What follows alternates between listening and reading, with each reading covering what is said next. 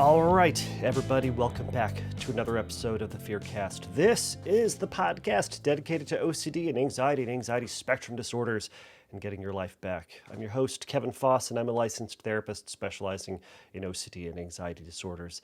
Thank you all so much for joining me for this episode, the last episode of 2025. This was a year that we could have, and then we'll go into the next year, which will be another year to have. So that's as best as I can say. So we'll see how it all goes. That didn't sound very optimistic. Hopefully, you know what, let's say this. Hopefully next year is better. Hopefully it's better all around for all things, right? I think we should all have this optimism. Anyways, so this is a question and answer based podcast. If you have a question about OCD or anxiety, shoot me an email. Go over to fearcastpodcast.com, click on the submit a question link, and you can send me a question there. You can send me an audio question, which today I'm going to be answering the audio question. Not only that, I'm going to answer 2 audio questions because this episode is coming out a little later than normal. This December has been a little bit bonkers. And I'm not going to have an episode next week and maybe not the weekend after that because I am not going to be in the office and I don't really do these in advance. So I'm doing this on the Tuesday before Christmas and hence my Christmassy getup. So if you are watching me on the YouTubes, you see if you're just listening to this, just imagine something festive, whatever you think is festive, or whatever ridiculous thing that you would like to put me in. So you can imagine full Santa outfit. You can imagine Mrs. Claus outfit. You can imagine maybe just, I don't know, Mrs. Claus Christmas night after all the presents are delivered. I don't know, whatever you want to imagine, just put me in it. I don't care, which is another way for us to realize that our imagination can do all sorts of crazy, fun, ridiculous, silly, scary, terrifying things. And we can also have some fun with it. So even when your brain gives you terrible, horrible, scary, awful, unwanted thoughts, you can use your imagination for good. So for another conversation. All right. So, yes, you can send me a message over there by clicking on the speech pipe button. Record your voicemail. It sends it directly to me. I get it, listen to it, we'll likely put it up. Those get to the tippy top of the list, which is also what is happening today. I got a question from Ruby and I got a question from Emily, and I'll be answering both of their questions today. So you can also go over to Instagram. I'm Fearcast Podcast over there. Send me a DM. You get the idea. So, all right, everybody. First, before I get into this, at the end of the year, I just want to say thank you, or I want to be appreciative and say thank you to everybody out there who listens, everybody out there who watches, everybody out there who puts a 5-star rating or writes a review. All of that stuff is meaningful. It helps the podcast. I don't advertise. I'm barely good at social media. No, I'm bad at social media. Period, hard stop.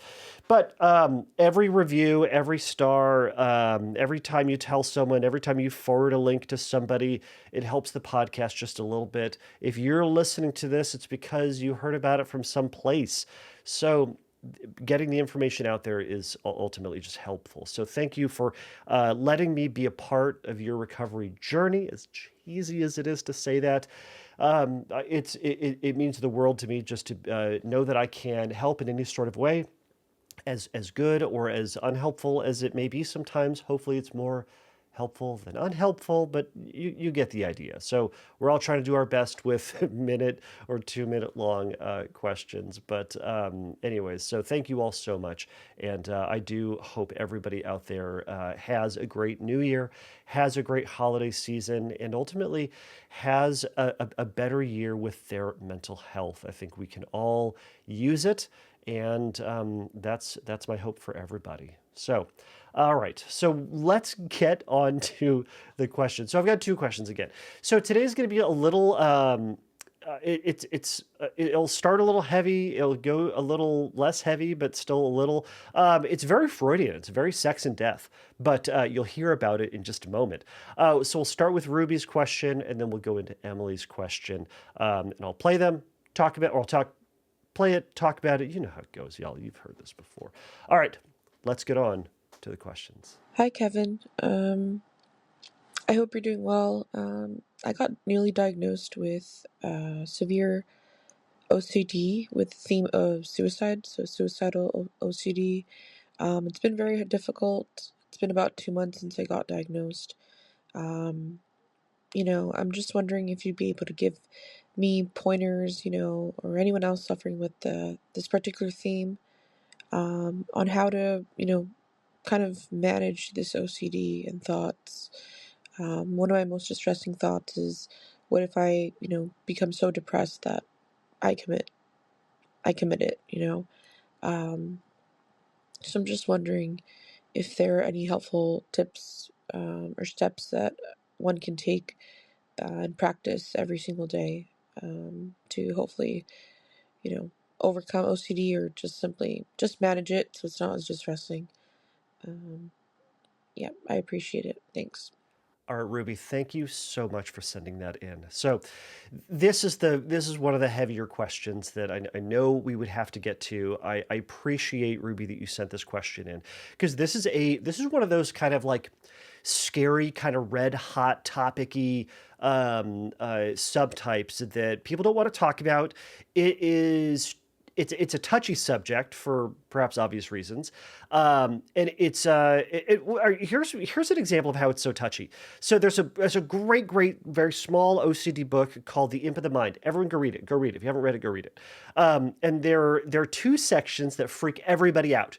One of these sections has to do with suicidal ideation and suicidal obsessions in particular, right?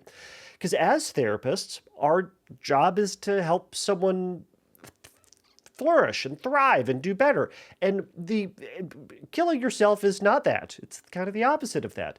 And we have lot of things going against us for this process. One, we have these ethical and legal mandates that are in the back of our heads that we're going to, we hear our ethics professors barking in the back of our ears, the ghosts of our ethics professors back there, just going like, you have to do something about this. It's very dangerous. You got to help this harmless. It's going to be terrible. It's going to be bad. So we hear all these stories and it's awful and blah blah blah blah. So it gets our hackles up and we get activated when we start hearing about suicidal thoughts. Right now, that is fueled further by our natural desire to help someone and to have someone not hurt themselves in any sort of way. So I hate to surprise you, but therapists get into this whole therapy thing because we want people to be happy and to flourish and to do all of that. So we have the feels and it gets us and we feel obligated. So you get the idea. So it's a touchy subject in that way because it we kind of go like, all right, how are we supposed to best deal with this? And I think, I think Ruby, you're kind of dealing with this too. Is like, all right, how do you best deal with this, right? Do I treat this? Do I treat this obsession? Do I treat this thought as genuine suicidal ideation? So thoughts that you're actually going to harm yourself, in which case we go through this whole process to help someone to get through that, to put them in a safe place, to put them in a safe environment so they can kind of get through that hump, so they can help their mental health that is contributing to this, help the depression that's contributing to it.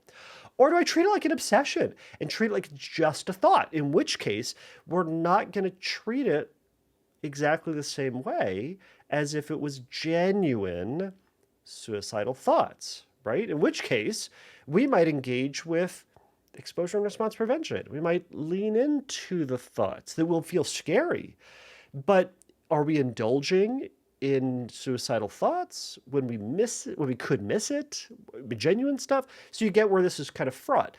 Now, I'm going to say this, Ruby, to you and to anybody else who's listening. If you are, I know this is risky, and all right, it's a risky conversation. And I'm going to say this, and it might be triggering to some people, and it's going to be something that is advisable for anybody in this situation as well. If you believe that you are having genuine thoughts of harming yourself, when anxiety or depression is getting too much, or the stress of life, the stress of the season, the holiday season, the New Year's is a time when suicidal ideation unfortunately spikes, it skyrockets for a lot of people for a lot of different reasons. So if this is a time when you feel like you are having those thoughts, I implore you, I encourage you to go to the nearest emergency room, to call 911. If you're in another country, to call your local medical services, to go down to a hospital, to talk to a psychiatrist, talk to someone, talk to the police. You can talk to 911 if you're an American, whatever that is in your country. But go talk to somebody, right? I know a lot of people are afraid, well, they're going to put me in a hospital or they're going to something like that. I don't know if they will or they won't, but I would rather take that risk that maybe that's going to happen to put you in a safe place, to put you in a place where you can be supported and encouraged, and in a place that is outside of or removed from any dangerous situations, so that you could ride through that wave of that particularly hard time to get to a time when maybe that more rational thought is more present, and that you can kind of think through those situations a little bit easier. So that's what I want to say at the top of this. I make a silly joke, to no surprise, that I say my job is to help you get back to a life worth living, and it's a lot easier to do that when you are still alive. So that is the reason that we go through that whole process, right? For in a number of reasons. So, all right, so it's kind of like, how do you deal with this, Rubies? You kind of asked, like, what are some things that you can do on like a day to day to help just kind of manage this, right? So, again, I'll ask the question. I'll encourage you to consider, like, are you having Oh, I want to say this. Sorry, I want to say this in advance, or say this before I say the other things in advance. You get the idea. Second to my encouragement about going to a hospital if you're having genuine suicidal thoughts. Secondly, is I would encourage you to then work with a therapist. Having these conversations with them will help kind of pull apart what is genuine suicidal ideation and what is an obsession, right? So what is OCD presenting and attaching onto suicidal thoughts, or using suicidal ideation as a compulsion or as a focus for something, right? So that's where it's important to be like talking these things through. So Ruby, I can't tell from your question, how much is it one or the other. I'm going to take it as if you are saying that you are not genuinely thinking of doing this, but that you notice this as an obsession, right? And this obsession kind of shows up for a lot of people. It's like it's any sort of obsession, right? What if I do this? And your question was like, what if I get so depressed that I then want to harm myself, right? What I kind of hear in that sometimes when I'm working with someone who has suicidal OCD is like, okay, I'm not now, but what if I become, right? So there can be a lot of things that somebody does with this to kind of to kind of anticipate what could happen, what might happen, what it would be like, right? And we'll talk about some compulsions as we go on. So if it is, for those who are out there who are listening to this, if genuine suicidal thoughts do start to come up, talk with your therapist and you develop a safety plan, right? That safety plan can include going to a hospital, calling 911, emergency services, whatever it might be. But you also develop a safety plan for like when these thoughts pop up, right? Some of it might include, it may not have all of this. It will probably have other things too, but it can be spending more time with friends or family or meaningful people in your life, right? That offer a sense of support and encouragement and love, and an opportunity to get your mind off of this depression or off of something that is stressing you out or bringing you down in a way, and just kind of floating through that time with friends, doing almost whatever to kind of get through that time when, again, that depression, anxiety, those thoughts start to subside, right? The other thing might include eliminating sources of harm, right? So sometimes it might be, if there are thoughts that include, dangerous items in the house, knives, medication, pills, firearms, any sort of those things. It's to hand those off to people who are going to be able to hold those until a time when those thoughts aren't thoughts aren't as present. It might include self-care activities, right? Doing things intentionally that you enjoy, that you like doing, that bring you a sense of hope and optimism. And I know when you're feeling depressed, one of the things that happens, unfortunately, is that sense of joy gets sapped. It pulls away, and you start to feel that, or the things you typically would enjoy don't bring you that enjoyment anymore. So what do, right? Especially when someone says, like, do something you enjoy. But you go, I don't enjoy it. My encouragement is do those things anyways. Do the things that you typically find joy or historically have found enjoyment in, because it may bring it. Now, you may not experience it that moment, but it's going to bring you, it's going to put you in a place, an opportunity to feel that more than if you sit and do absolutely nothing, right? So we want to put yourself in those opportunities for success. Other things that it may include for the safety plan, it might include check-ins with your therapist. It might include more frequent sessions with a therapist. But again, those are all some things that kind of help kind of keep you afloat through that time. Now, if it is just fears of becoming that, you are not now, and you're saying, I don't want to, it's not me, but I'm obsessed about what if I become that. This is a different story, right? As with everything, first and foremost, think about, well, what are the compulsions that you're engaging with in that process, right? We want to be pulling back on compulsions through OCD, right? So common ones for suicidal OCD can be overanalyzing your feelings, right? So constantly being in your head. Do I feel depressed? How depressed do I feel? Do I feel like I want to harm myself? What would that feel like? And then experimenting with those feelings, right? All of that can ultimately be compulsive because it's just checking, right? Um, it could be reviewing, right? Mental review of your day. How did I feel during the day? Did I feel depressed? Did I feel overly depressed? Did I feel too depressed? Did I feel more depressed? Am I on a downward slope? Am I starting to feel better? If I'm not feeling, if I'm not feeling better, well, how much longer can I handle it, right? So these are other things that some folks might go through. They might compare their day to happier days, right? So they're kind of evaluating, do I feel more depressed?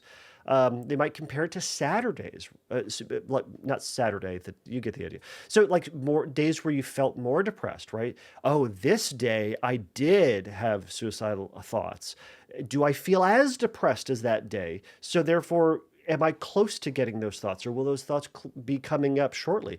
Or, am I more prone to those, or should I have those thoughts, right? Comparing yourself to others, how happy other people feel, beating yourself up for not feeling what all these weirdo happy people are feeling all over, right?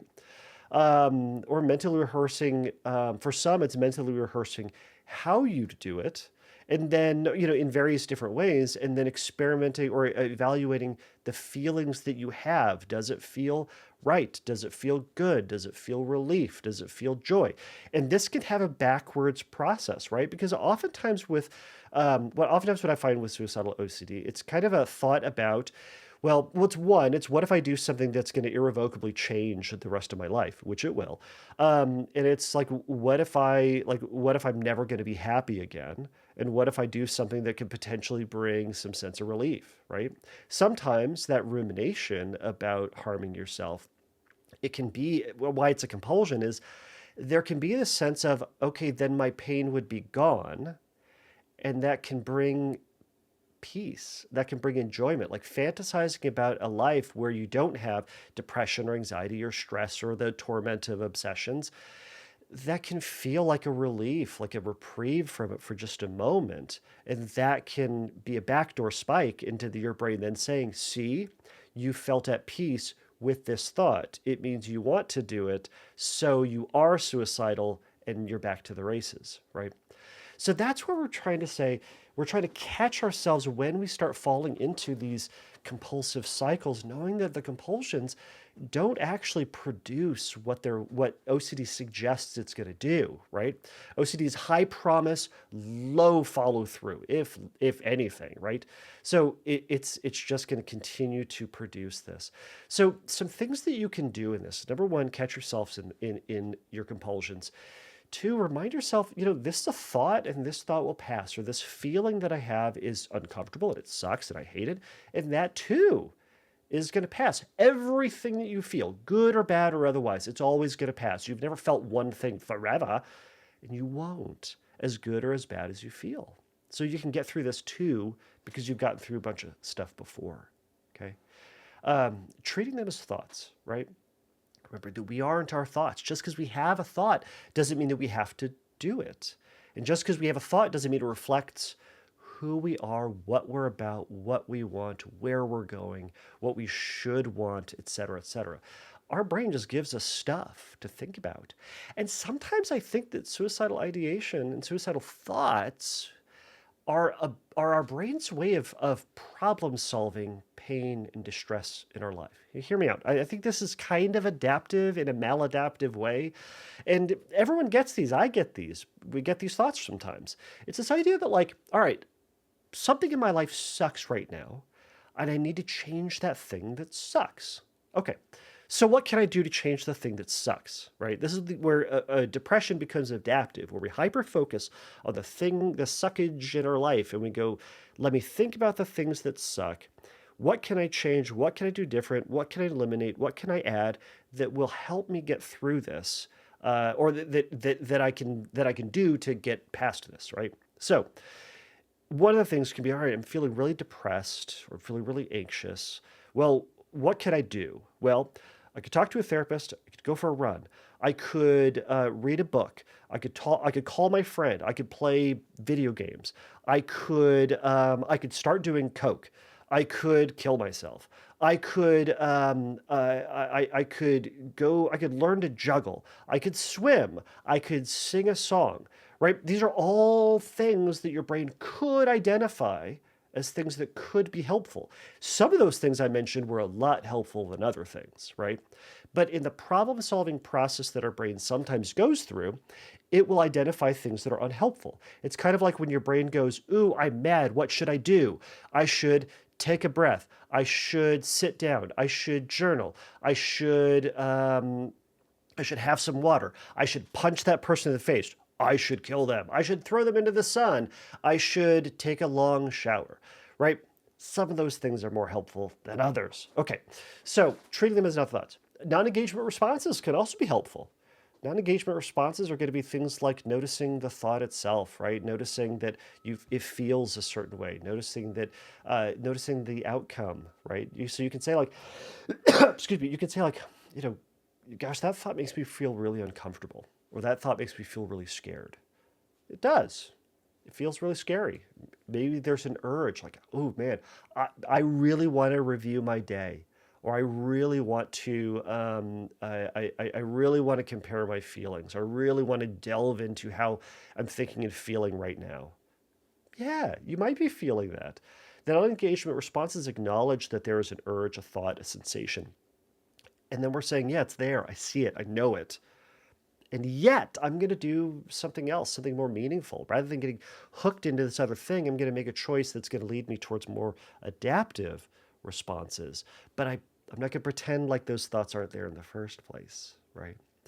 I like also acknowledging just like what the outcome would be. And we can say, like, yeah, that would suck. Boy, if I did that, that would suck, right? Yeah, it would suck because it wouldn't give you the opportunity to experience all the good that could happen in life, that will happen in life after that feeling subsides, right? So another thing you can do is, yeah, let's see, like again, redirection into more meaningful activities rather than compulsions, right? So again, it may be for this time while I'm having this thought, okay, I know that it's there, but you know what? I'm gonna go watch TV. I'm gonna go watch Muppet Christmas Carol. And by the way, everyone out there, go watch Muppet Christmas Carol. It's the best. I think it's the best. But I'm a weirdo, and I like things like that. So, anyways, yeah, go watch it, or go watch Scrooged. That's another super weird one. Or go watch Spirited. These are all just variations on the Christmas Carol. I'm realizing. Um, Go watch something. All right. Point is, there's a lot of things that we can do that make us feel that are more meaningful or valuable to us, right? That again are important, that help keep our head afloat, that we're going to take that feeling and that thought along with us and go, okay, got this crappy thought, bring it on. But for right now, I'm going to go call up a friend. I'm going to go play some music. I'm going to go listen to some music. I'm going to go clean my room. I'm going to go send out those emails I need to send out. We're going to go do those things, but they're even slightly more meaningful than spending even a minute more ruminating than you have, right? So, and now I'll say this. So those are all like things that you can do to deal with the thoughts that are there. Now I'll say this. There are exposures certainly that you can do if this obsession is an obsession, right?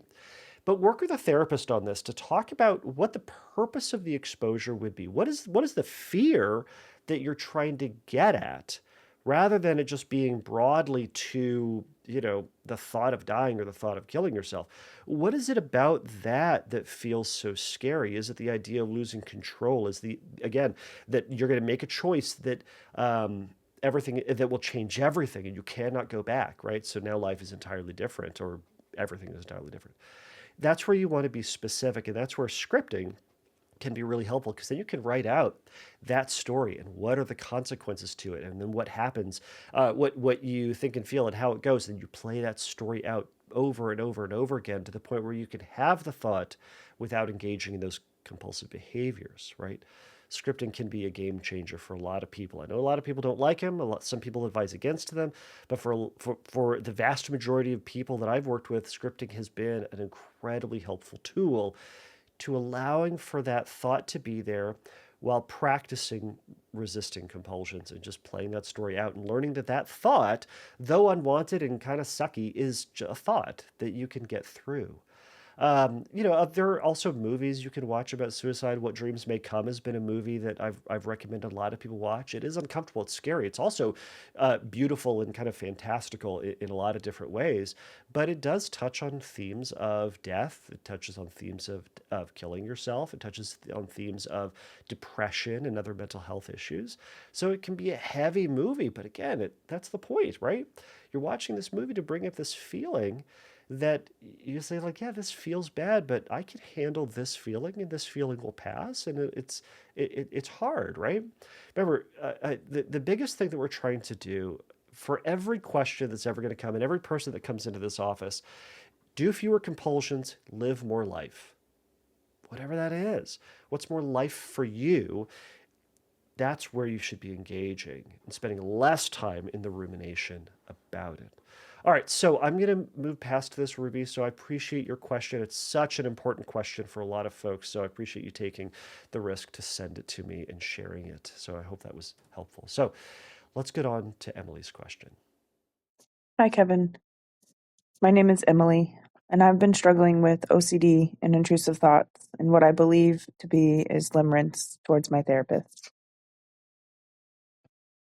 I think about her all the time, look at her social media, Google her, anything to feel closer to her, and live in a fantasy world.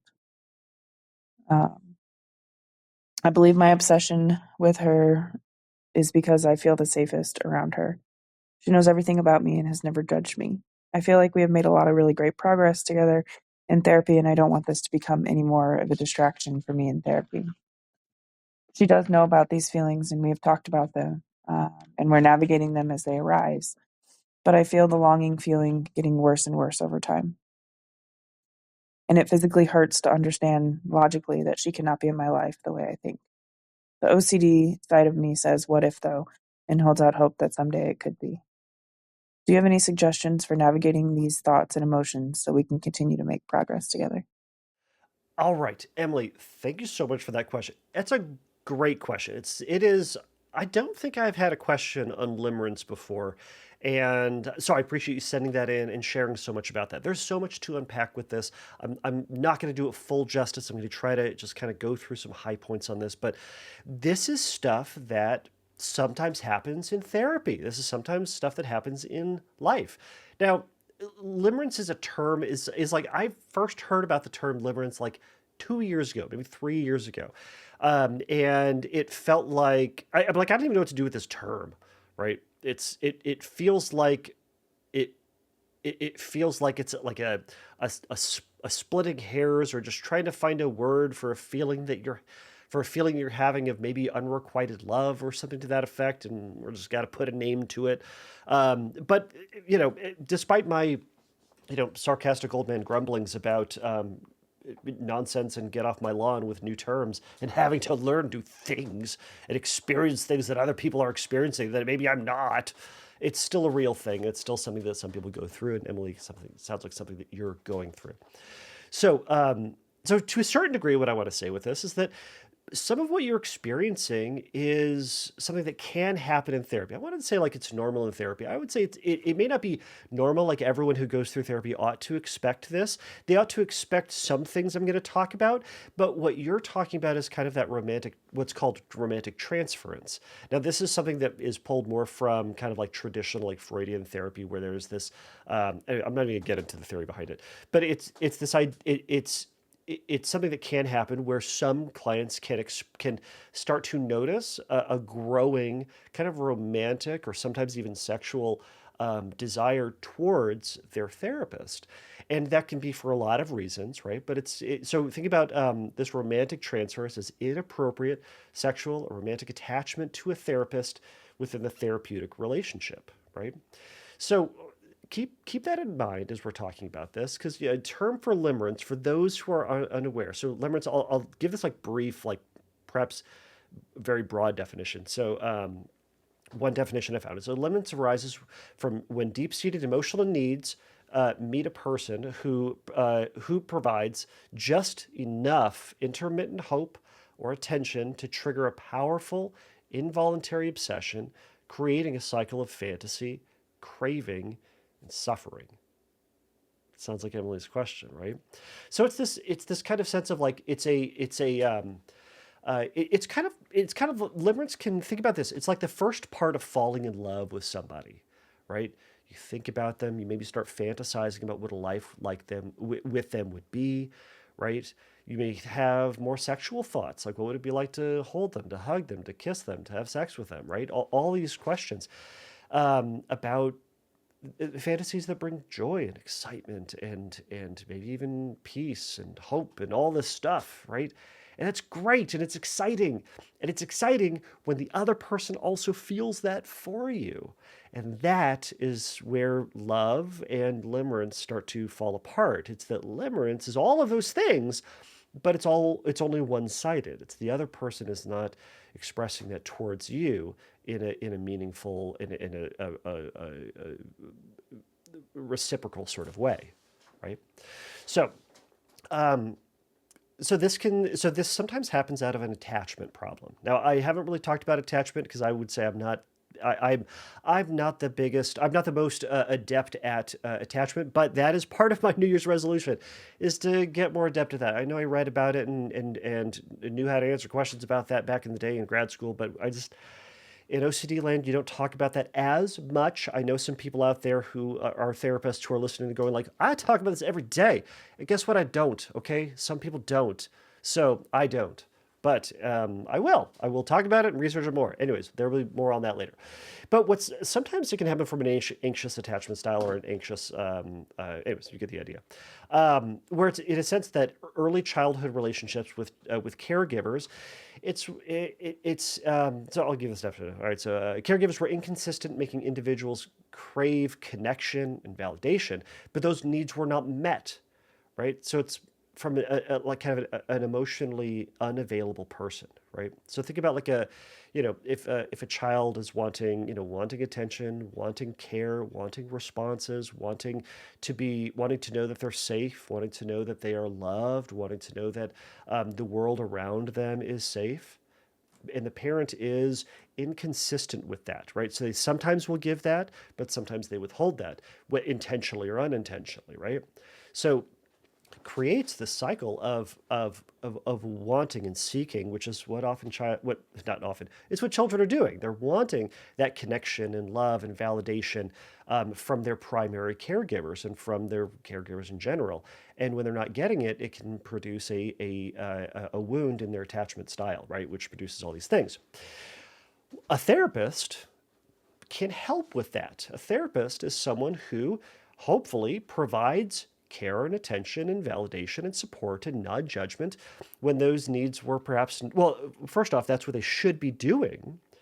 And when those needs were not met from a parent, it can actually provide a reparative experience. So in other words, it can show a person that they can have they could have relationships with someone who is going to be present and responsive, and is going to be caring, and is going to be encouraging, but is also going to be consistent. That is going to repair, problems within the relationship, or have rifts or wounds in the relationship. They're going to, instead of abandoning them, they're going to take the time to talk it out, to work through that, and to get back to a healthy dynamic, right? Now, if someone does not have that, it feels great. It feels great to be in a relationship with someone who can provide that for someone who doesn't, right? Boy, wouldn't it feel great to know that you can talk to someone, you can talk to them about anything and not pretend or hide or have to be something that you're not, in order to, or constantly be in a relationship where you have to question and evaluate and discern and micromanage and all these things in order for that relationship to work. That sounds great, right? So, but the problem is, a therapist is another unavailable person romantically. Now, I'm going to say this, they should be someone who is unavailable romantically. If you are in a therapeutic relationship and that therapist is hitting on you, or that therapist is contacting you outside of therapy, and they are spending time with you outside of therapy, and you are building relationships with this person and being in therapy with them, that is not good, okay? And much less having sex with that therapist. Don't. It's bad for everybody. So I feel it's frustrating that I have to say that. We Side note, there is a thing that therapists have. It is a pamphlet that is called "Professional Therapy Never Includes Sex," and it's a thing that you learn about in grad school. And the acronym that I knew to memorize this was professional ethical therapy. So ethical therapy was one word. So professional ethical therapy never includes sex, because the acronym is then penis. So anyways, that's how I remembered it. But I've had to give this out to clients where I've heard that they have had either romantic relationships with their therapist, or that their therapist is pursuing an inappropriate relationship outside of therapy, and that ain't okay. And I've had to more than one time, I've had to give them this. It is bonkers. Bonkers. Anyways, all right. Getting back to Emily's question. Okay.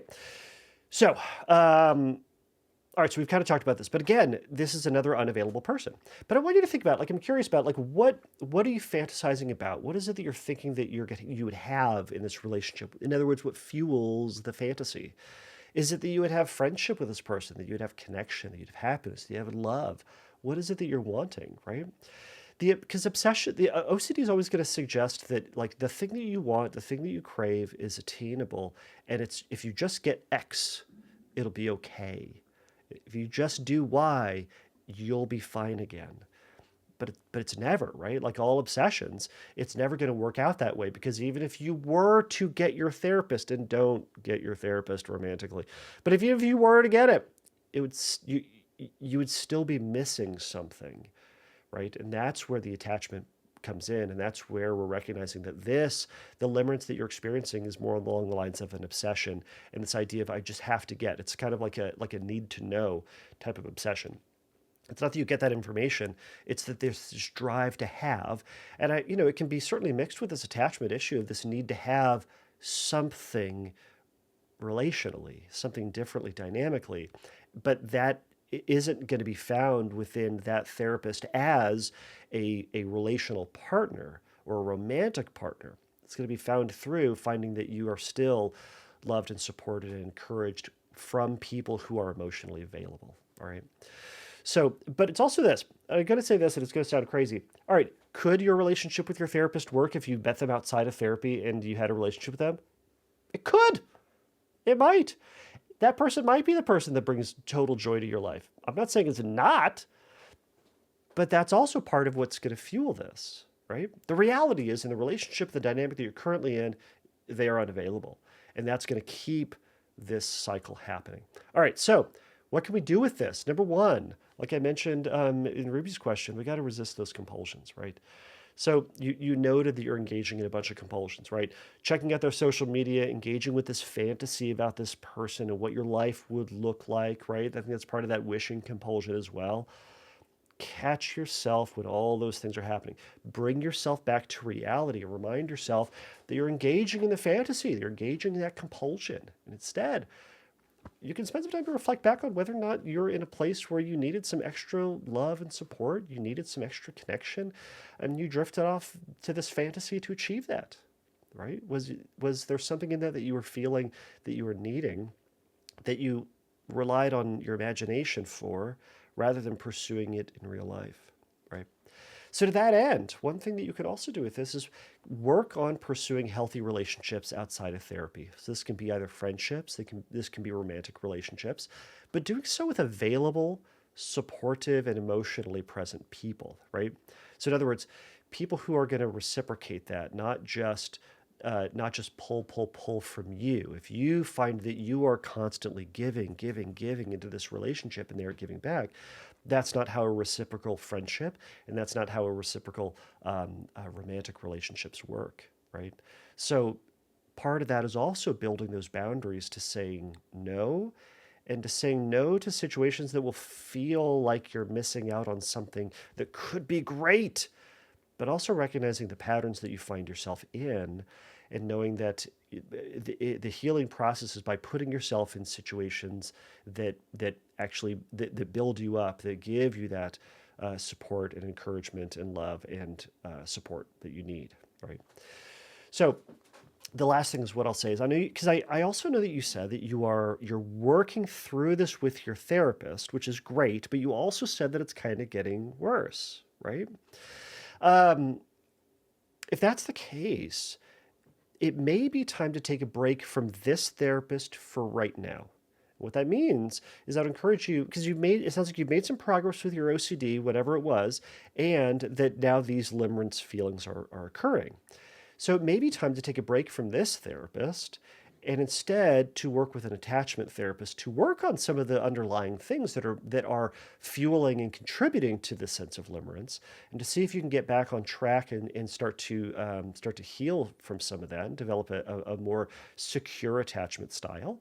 And then, in which case, if you feel like you can then revisit this therapeutic relationship, great, then go for it. But it may be time to take a break from that therapist. And I know that's going to sound like avoidance, and I know that's going to sound like just putting your head in the sand and hoping it's going to go away. But it's also like saying, hey, if something's not working, if something's getting worse, it's like trying to drink your way into sobriety. It ain't going to work, right? It's if sometimes we need to take a break from the thing that is harmful from us and contributing to a sense of pain in order for us to get back to a level set, get back to a sense of stability, so that you can go back and engage with that relationship and tolerate those thoughts, know that those thoughts are, this is OCD, right? Those thoughts are going to come and they're going to go. Is it the fantasy? Is the fantasy true? I don't know, but we have to live with that uncertainty because this person is not going to and cannot, should not reciprocate those romantic feelings that you are noticing. So instead, pursuing those romantic feelings with other folks outside of your therapist. So, all right, Emily, I hope that this has been helpful in giving you something to think about. Recovery is possible. You can have some recovery from this. So I hope this offers some encouragement for you. So to Emily and Ruby, thank you both of you for sending in those questions. To everybody else out there, again, thank you so much for sharing your stories, for sharing being so vulnerable and sharing your questions on this podcast. It means the world to me, and I think it means the world to a lot of other people out there who are listening who may need to hear that supportive word. Now, also, as I say always, if I miss something, and if you're listening out there and you're an expert in limerence, and you're like, Kevin just screwed it up and you missed everything, email me. Great. Let's have you on to talk about it. If there's something that you would like to offer Emily, or if there's some information and suggestions you'd like to offer Ruby, send them in. I will share them at the next podcast. I promise I will do that. This show is about you, and I want this information to be good and helpful and supportive out there. All right, everybody. That's all I'll say about this. Have a great New Year's. Have a wonderful holiday for those of you who are celebrating a holiday. But either way, I hope you're finding peace, encouragement, and support, and freedom from anxiety, depression, and other mental health worries during this time. So until next time, everybody, take a risk, challenge yourself, and don't take your brain too seriously. Bye.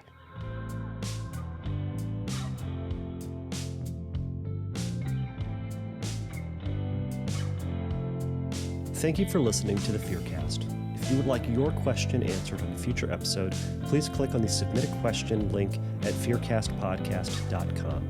If you would like your question answered sooner, please send me a recording of your question to questions@fearcastpodcast.com or by sending me an audio message through Instagram by DMing me at fearcastpodcast on Instagram.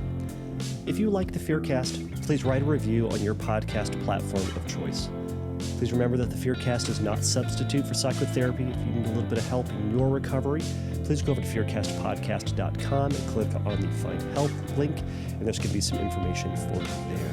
So until next time, take a risk, challenge yourself, and don't take your brain too seriously.